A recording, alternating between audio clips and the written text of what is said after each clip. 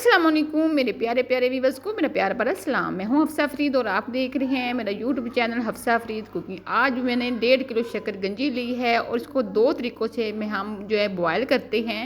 तो पहला तरीका और दूसरा तरीका दोनों ही आपसे मैं आज शेयर करूंगी। तो यहाँ पर मैंने 1.5 किलो जो शकरकंजी उसको अच्छी तरह धो लिया है, साफ़ कर लिया और एक बर्तन में मैंने पानी भी ले लिया है।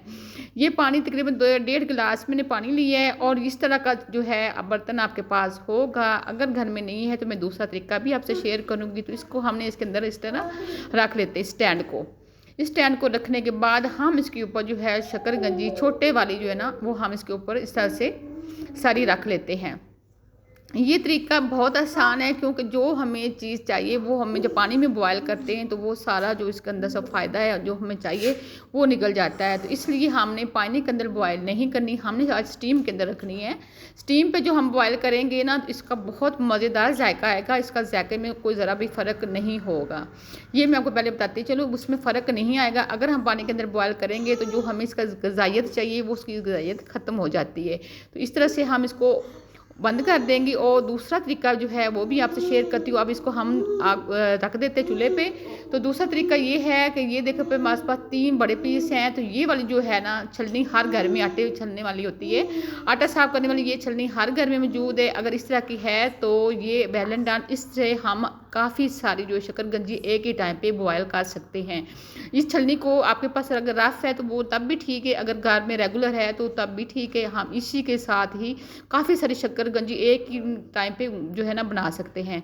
तो इसके ऊपर ये सारी शकरकंजी इस तरह रख लेते हैं। जो मैंने धो लिए शकरकंजी को पहले आपने अच्छी तरह धो लेना है, डस्ट वगैरह उतार लेना है, मिट्टी वगैरह उसके साथ नहीं होनी चाहिए क्योंकि जब हम बॉयल करते हैं तो शकरकंजी के अंदर जो है ना वो डस्ट मिट्टी उसके अंदर चली जाती है तो फिर वो कचरा मुंह में जाता है इस तरह से। तो आपने इसको अच्छी तरह से पहले साफ़ कर लेना है। साफ़ करने के बाद हमने फिर इसको इस तरीके से रखना है। ये देखें, आप अगर वो स्टीनर आपके पास स्टैंड नहीं है तो उसको निकाल सकते हैं। तो आप इस तरह का मैंने बर्तन लिया जिसके ऊपर बिल्कुल पूरे परफेक्ट तरीके से आ गई है।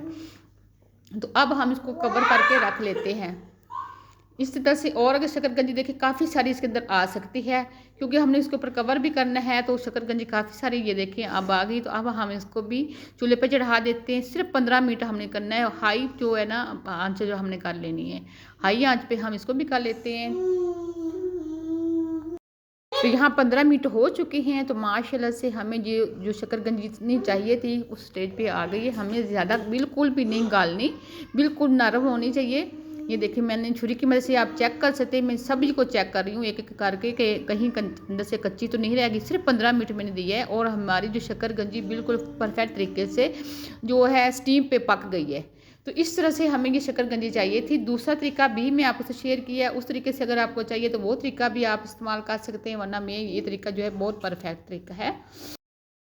इसको ठंडा करने के लिए हम यहाँ छोड़ देते हैं। तो हम दूसरे वाली निकालते हैं। तो दूसरे वाली भी माशाल्लाह से ये देखिए वो भी हो गई है हमारी, बहुत अच्छी तरह से बॉयल तरीके से हो गई है।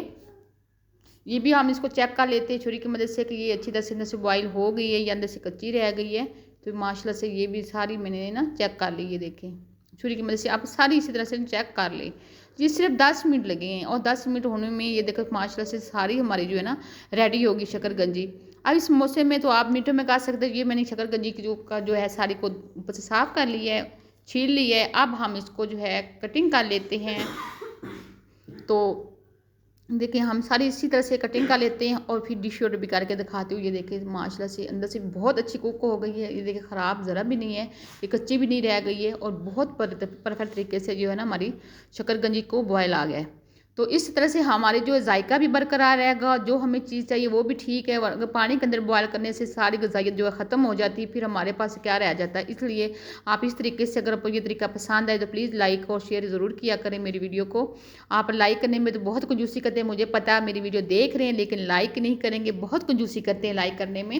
तो लाइक प्लीज़ कर लिया करें और एक प्यारा सा कमेंट भी दिया करें कि आप मेरी वीडियो कहाँ से देख रही हैं और वीडियो आपको कैसी लगी है। तो माशाल्लाह से ये देखिए फाइनल लुक भी आ गई है, बहुत ही मज़ेदार परफेक्ट तरीके से। जब हम बाज़ार से जाते हैं रेडी वाले के पास बिल्कुल इसी तरह सजी सजाई मिलती है। तो माशाल्लाह से बहुत ही मज़ेदार बन रही है। तो ये देखिए ये मेरे पास चूरन मैंने रखा हुआ है, चाट मसाला रखा हुआ है और ऊपर से लेमन निचोड़ेंगे और मज़े तरीके से खाएंगे। अपनी भी ख्याल रखना और अपने बहन भाइयों का भी ख्याल रखना है और मुझे नई वीडियो की आने तक इजाज़त दें। अल्लाह हाफिज़ और मेरी बेटी को अपनी दुआ में ज़रूर याद रखना है।